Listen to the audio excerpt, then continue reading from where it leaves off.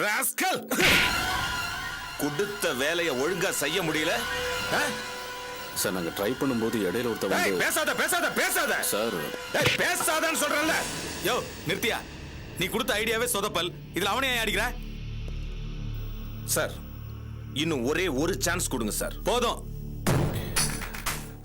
வேண்டாம் சார். நானே நேர்ல போய் ஹாஸ்பிட்டல்ல வச்சு இப்படி ஒரு முட்டாள்தனமான அட்டெம்ப்ட் பண்ணிருக்கீங்களே, உங்களுக்குலாம் அறிவில்ல? சார் நான் டிராபிக்ல வச்சு தான் முடிக்க சொன்னேன். கோட்டை விட்டுட்டானுங்க சார். இன்னும் ஒரு சான்ஸ், ஒரே வேண்டாம், உடனே வேண்டாம். ஆற போடுவோம். எல்லாத்துக்கும் காரணம் அந்த அபி. அவளுக்கு செக் வச்சோம்னா மத்தவங்க எல்லாம் கழண்டுக்குவாங்க. சார் அப்ப அந்த அபிய போட்டு தள்ளணும். ஆனா இப்ப இல்ல. அவ சாதாரண ஆளு. அவளை நாமளே பெரிய ஆளாக்கிட கூடாது. கொஞ்சம் ஆற போட்டு டைம் பார்த்து டக்குன்னு தூக்கிடணும். புரியுதா? புரியுது சார். கிளம்பு. கிளம்புங்க விஸ்வம். சார். இவங்களை வெளியில சுத்த விடாத. Okay sir. உன் பொறுப்புல எங்காவது ஒளிச்சு வை. அந்த குரூப்பை ஒரு வழி பண்ணிட்டு இவங்க வெளியில வந்தா போதும். Okay sir.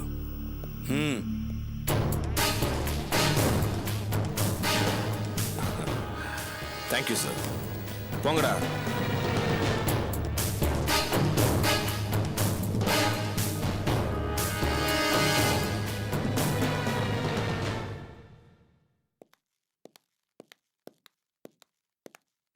சார்.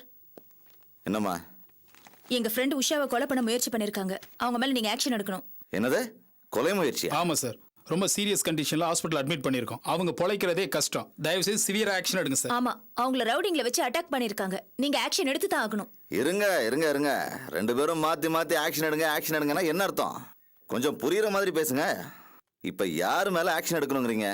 அதுக்கு தான் ரிட்டன் கம்ப்ளைண்ட் கொண்டு வந்திருக்கேன், மினிஸ்டர் சங்கர பாண்டியன் மேல. ஓஹோ, மினிஸ்டர் சங்கரபாண்டி மேல கொலை முயற்சி கேஸா?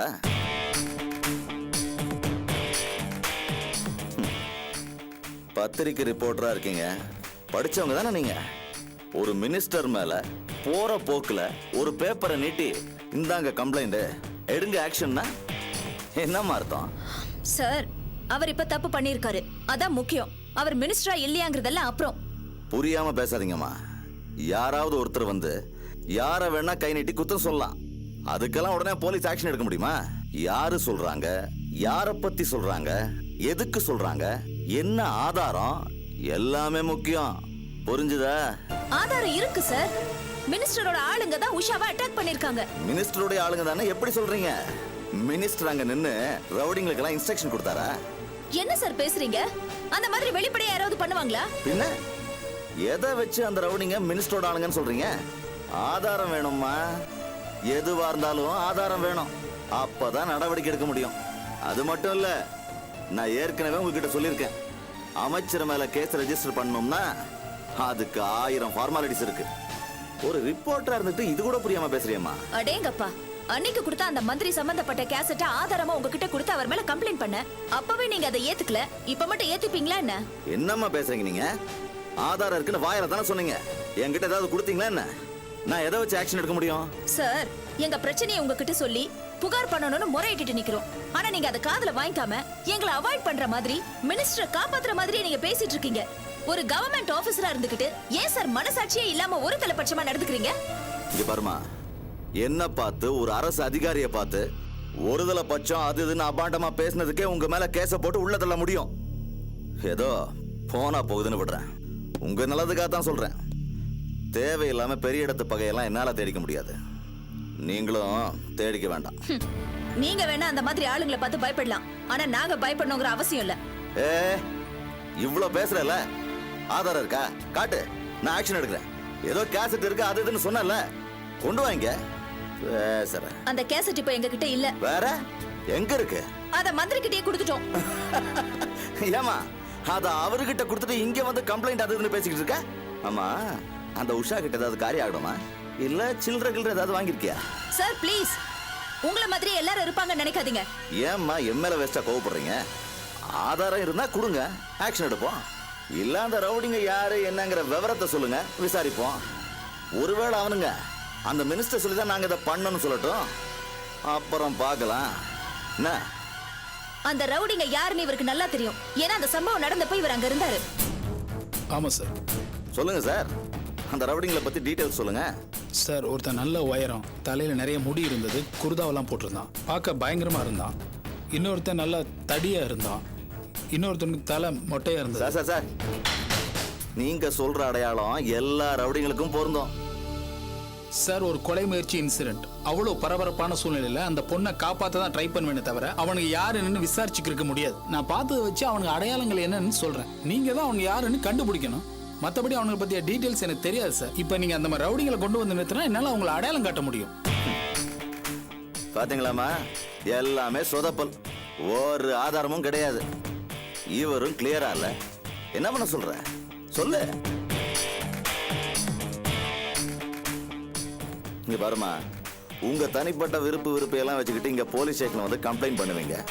நாங்க அதை ஏத்துக்கணுமா? போலீஸோட டயத்தை ஏமா வேஸ்ட் பண்றீங்க? சார், நீங்க தான் கொஞ்சம் கூட சின்சியாரிட்டி இல்லாம நடந்துக்கிறீங்க. அப்படியா? ஆனந்தி, கிளம்புங்க. இவர்கிட்ட பேசி எந்த பிரயோஜனம் இல்லை. வாங்க.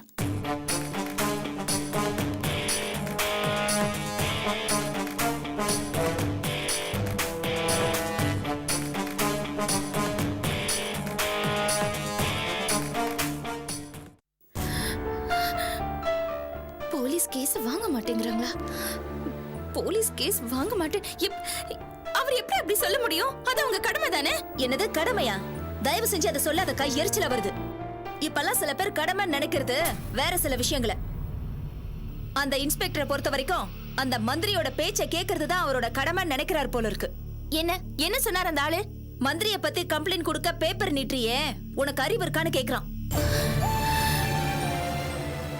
மந்திரிய பத்தி கம்ப்ளைண்ட் பண்றதோ அரெஸ்ட் பண்றதோ ஒன்னும் விளையாட்டான காரியம் இல்ல. அவங்க மக்கள் பிரதிநிதி, அரசாங்கத்தோட தூண்கள். அவங்க மேல ரோட்ல போறவங்க வரவங்களை ஈஸியா கம்ப்ளைண்ட் பண்ண முடியாது. நீ கொடுத்தாலும் அதை என்னால வாங்க முடியாது, வெளியே போன்னு சொன்னான்.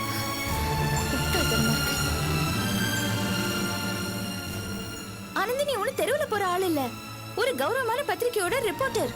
உன்னை எப்படி அவர் அப்படி பேசலாம்? அதான்க்கா விஷயமே. மந்திரியோட நேரடி உத்தரவோ ஆலோசனையோ இல்லாம அந்த இன்ஸ்பெக்டர் இவ்வளவு மோசமா ரியாக்ட் பண்ணிருக்க முடியாது. சோ நிச்சயமா அந்த மினிஸ்டர் சொல்லித்தான் அந்த ஆள் இப்படி பேசியிருக்கான்.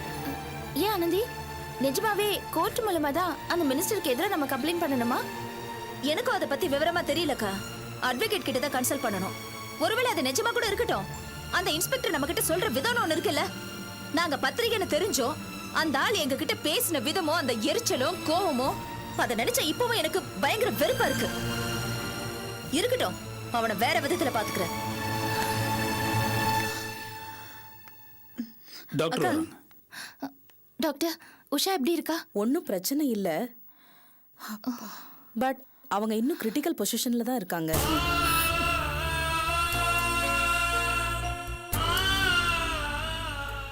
என்ன சொல்றீங்க டாக்டர்? அது அவங்க வயித்துல பேபி இருக்கு இல்லையா, அதோட நிலைமை என்னங்கிறது ஸ்கேன் எடுத்து அந்த ரிப்போர்ட் வந்ததுக்கு அப்புறம் தான் தெரியும். ஒருவேளை குழந்தைக்கு பெரிய அளவுல பாதிப்பு இருக்குங்கிற பட்சத்துல பேஷண்டோட நிலைமையும் சிக்கல் ஆகிறதுக்கு வாய்ப்பு இருக்குமா? சோ இப்போதைக்கு என்னால 100% எதையும் சொல்ல முடியாது. கொஞ்சம் வெயிட் பண்ணுங்கம்மா.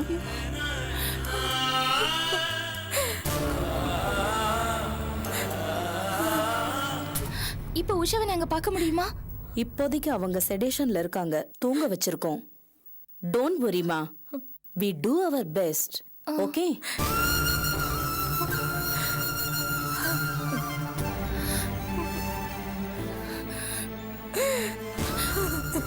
கவலைப்படாதீங்கம்மா, உஷாவுக்கு ஒன்றும் ஆகாது.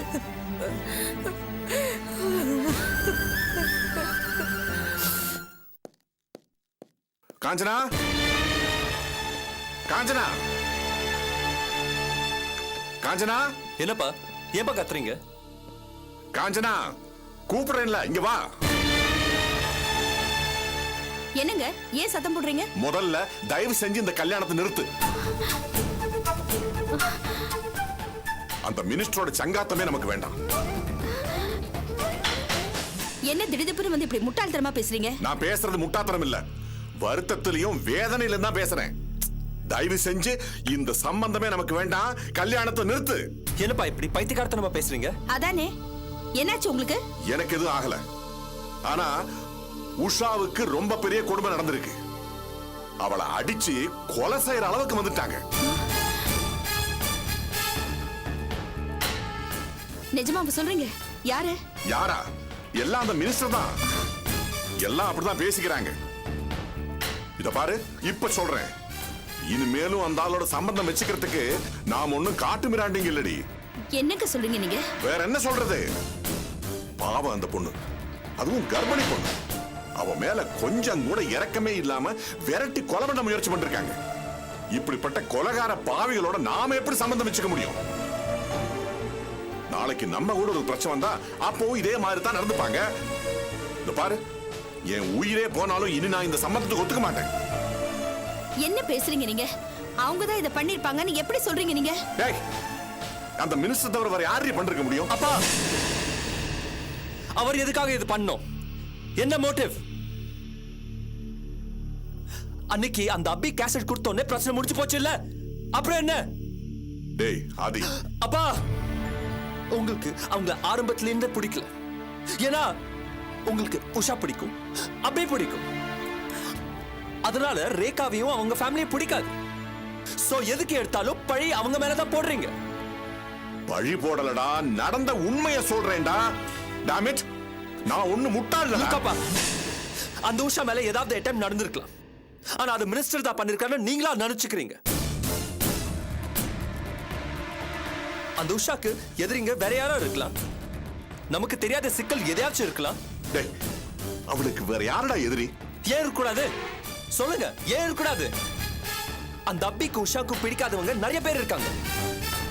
எவ்வளவு ஒருத்த பாம்பு வைக்கலையா? பாம்பு வைக்கிற அளவுக்கு அவங்க எதிரிங்களை சம்பாதிச்சு வச்சிருக்காங்க. அந்த பாம்பு வச்சேன்னு என்ன குத்தம் சொல்லியா?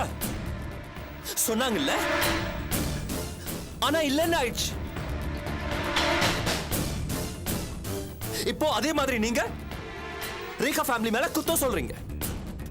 அந்த அபியும் உஷாவும் இஷ்டத்துக்கு பேசுவாங்க. ஏன்னா அவங்க வாய் நீளம். அதனால அவங்களுக்கு ஏகப்பட்ட விரோதிங்க இருக்காங்க. அதுல எவ்வளவு ஒருத்தர் வெட்ட வருவான், குத்து வருவான். அதுக்கெல்லாம் நாம பதில் சொல்ல முடியுமா? எல்லாத்துக்கும் நீங்க மினிஸ்டர் அங்கிள குத்தம் சொல்லி கூண்டுல ஏத்துவீங்களா? நோ நோ ஆதி, நான் அடிச்சு சொல்றேன், நடந்த அத்தனைக்கும் அந்த ஆள் தான் பொறுப்பு. அது நான் நம்பல. சரி, ஒருவேளை அவரே பண்ணிருந்தா கூட ஐ டோன்ட் கேர். அட பாவி, என்னடா சொல்ற? டேய், உஷா இப்ப தனி ஆள் இல்லடா. அவ வயத்துல ஒரு சிசு இருக்குடா, பச்சை குழந்தை. அது யாரு தெரியுமாடா உனக்கு? நம்ம குடும்பத்தோட வாரிசு.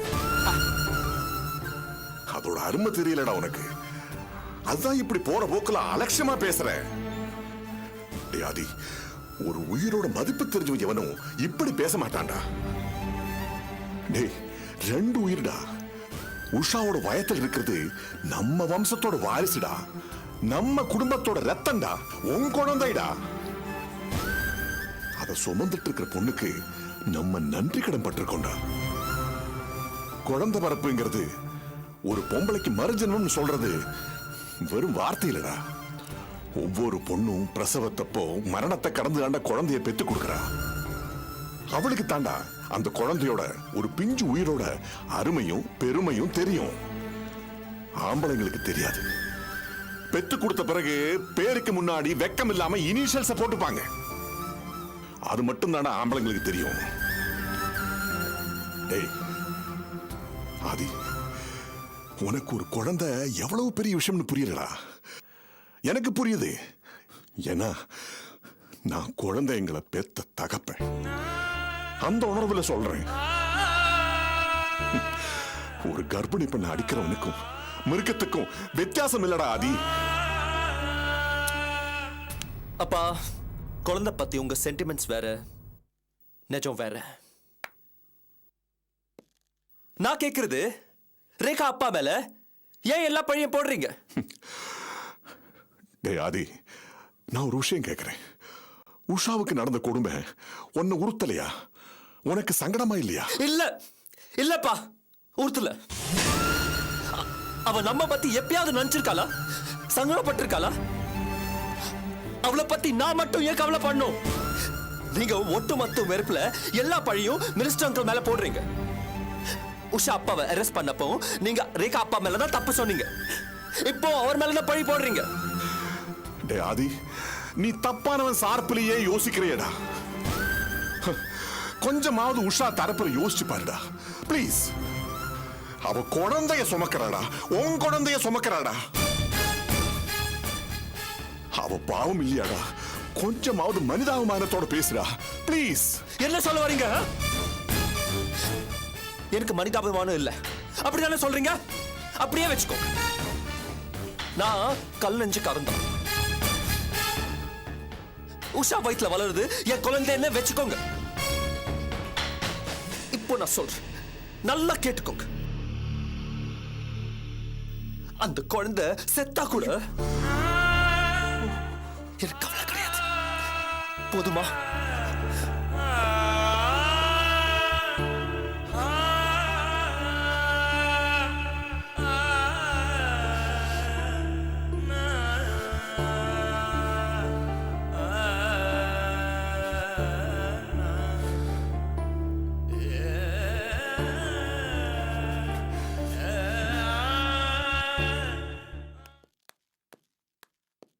மிஸ்டர் சங்கர பாண்டியன்,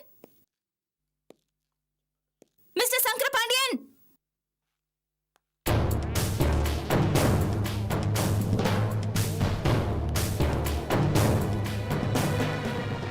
வர்றார்.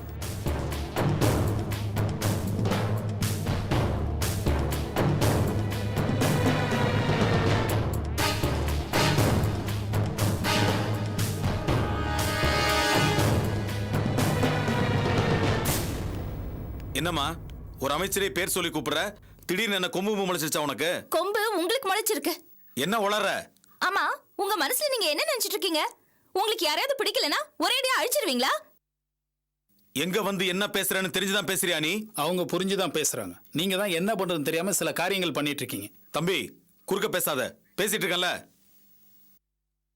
ஏமா இப்ப என்னதாம்மா சொல்ல வர நீ? அன்னைக்கு ஒரு கேசட்டுக்காக நீங்க எவ்வளவு சிரமப்பட்டீங்க. எப்படியாவது அது மீடியாக்கு போயிடக்கூடாதுன்னு எவ்வளவு பாடுபட்டீங்க. அதுக்குள்ள அதெல்லாம் மறந்துடுச்சா?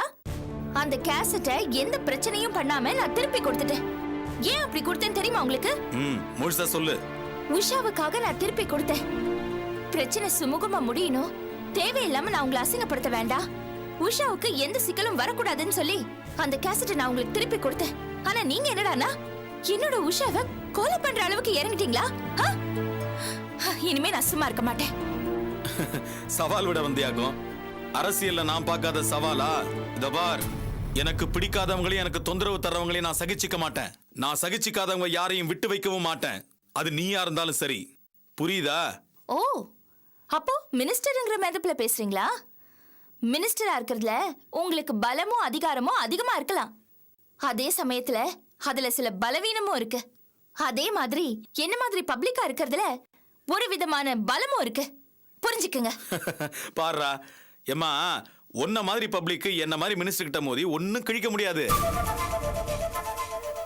உன்னை மூட்டை பூச்சி நசுக்கிற மாதிரி நசுக்கி தேய்ச்சிருவேன்.